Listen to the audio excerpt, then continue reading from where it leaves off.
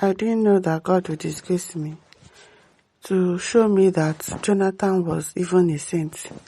Buba Galadima, a senior figure in the New Nigeria People's Party (NNPP), Buba Galadima says the deepening insecurity across the country has forced him to revise the harsh judgment he once passed on former President Goodluck Jonathan.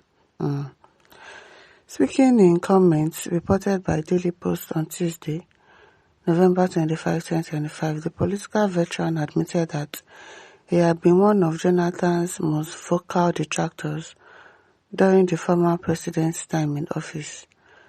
Galadima explained that while he had fiercely opposed Jonathan's leadership style and frequently criticized his decisions, recent events have led him to conclude that the security challenges faced during Jonathan's tenure were handled more competently than those confronting the nation today.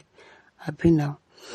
According to him, a direct comparison of how Jonathan responded to national crisis versus how subsequent administrations have reacted reveals a stark difference in leadership. He praised Jonathan's action during the tense period preceding the 2015 general elections, recalling the president's controversial decision to postpone the polls for 6 weeks as violence intensified in several regions.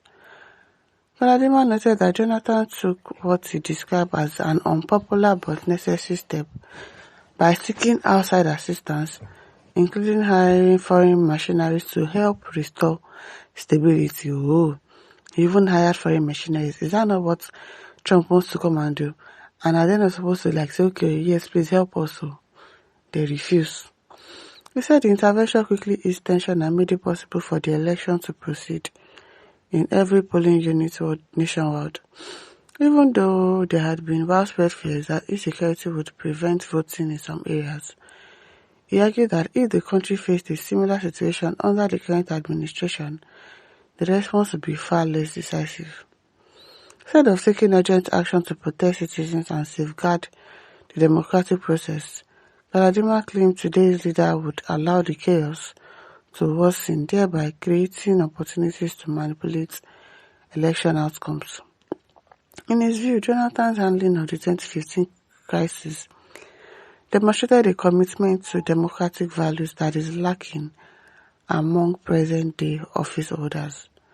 He emphasized that postponing the election carried immense political risk for Jonathan, who ultimately lost his bid for a second term. Nevertheless, Galadima credited him for choosing national security over personal ambition, and that is what these particular ones there that are there now, they will never do.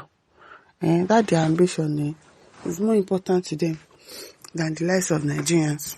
They don't care about what happens to Nigerians.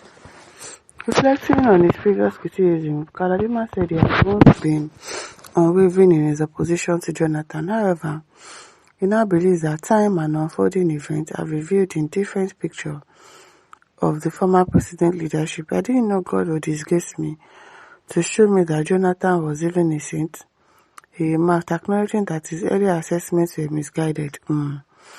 Galadima praised Jonathan as a leader who understood the importance of transparency and fairness, describing him as academically grounded and mindful of democratic principles. He pointed out that Jonathan fully recognized that incumbents and never guaranteed the election in an open contest, yet still acted in a manner that prioritized national stability. He highlighted Jonathan's willingness to invite external support, suspend the elections, and ensure that voting took place in all polling units, as evidence of decisive governance qualities he believes Nigeria lacks today. Yes, so they lack it.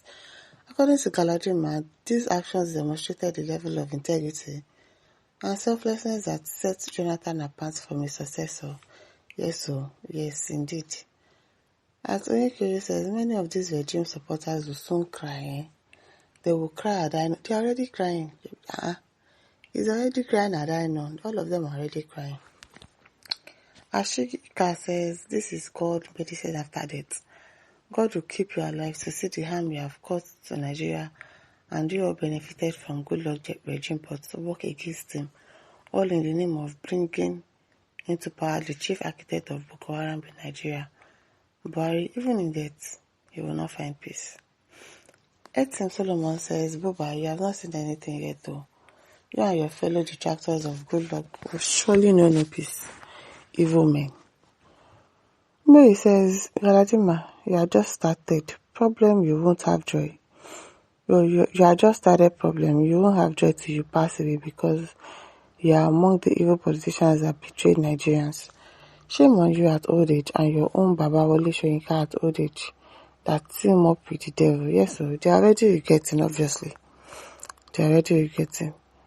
Daniel says, nonsense. Do you think God is a respecter of men? Atintekin says, God is not disgracing you.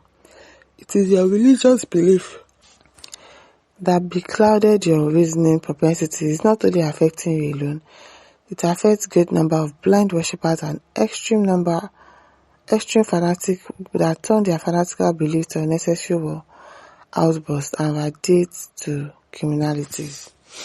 Adige says, is a traitor, a tribal and religious bigot. Their Baba destroyed the country halfway and handed it over to the one who would bury the country. So your apology is uncalled for. You and religious bigot have done much havoc on Nigeria than the devil in the Holy Bible. In fact, those who campaigned against good Lord Jonathan will live to regret. Seeing a bag of rice sell for 78k under Tinubu, and you want us to be happy the price of food is coming down. Shame on you and your tribal and religious bigots. Someone says, go and sleep, sir. Jonathan didn't do well. In fact, from Babangida regime to present FG didn't do well. You don't know what you're saying. Jonathan did not do well. I beg, Chimeze says, God never started to disgrace you useless set of animal. Miko Phillips says, that God is still there to disgrace you even more and more in 2027. You see these that force your minority problems on majority of Nigerians. Francis says, God has cursed you, just as man has also cursed you. As Mahakwe says, medicine after death. By you elements, tomorrow you will still be disgraced even when Zuzumatically voting Tinubu again. Fools. Aderomo says, the same man you all crucified them. Please tell us more.